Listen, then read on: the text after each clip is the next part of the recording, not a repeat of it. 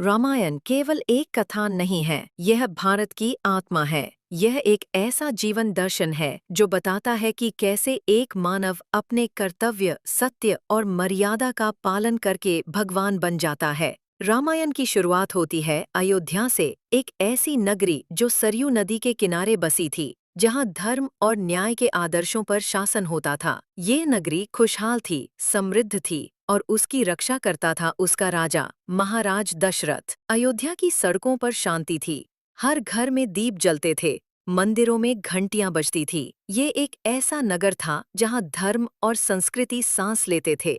महाराज दशरथ एक यशस्वी और पराक्रमी राजा थे। उन्होंने कई युद्ध लड़े थे और अपने राज्य को खुशहाली से सजाया था। लेकिन उनके जीवन में एक अधूरापन था। राजा दशरथ की 3 रानियां थीं, कौशल्या, कैकेयी और सुमित्रा। वे सभी गुणी थीं, धर्मपरायण थीं, लेकिन किसी को संतान नहीं थी। राजा दशरथ व्याकुल थे। उन्होंने संतान प्राप्ति के लिए महर्षि वशिष्ठ से सलाह ली। वशिष्ठ जी ने उन्हें पुत्र कामेष्टि यज्ञ करने का सुझाव दिया। यज्ञ की तैयारी शुरू हुई। पूरे महान ऋषियों की उपस्थिति में यज्ञ संपन्न हुआ।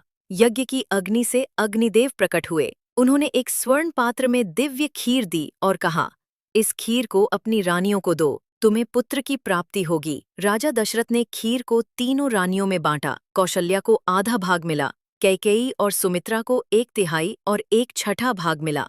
समय बीता और फिर वह शुभ घड़ी आई। लेकिन कौशल्या ने एक सुंदर और तेजस्वी पुत्र को जन्म दिया। उसका नाम रखा गया राम। राम के जन्म से अयोध्या में आनंद छा गया। चारों ओर मंगल ध्वनि हुई। धर्म ने जैसे फिर से जन्म लिया। फिर कैकेयी ने भरत को जन्म दिया और सुमित्रा के गर्भ से जुड़वा पुत्र जन्मे, लक्ष्मण और शत्रुघ्न।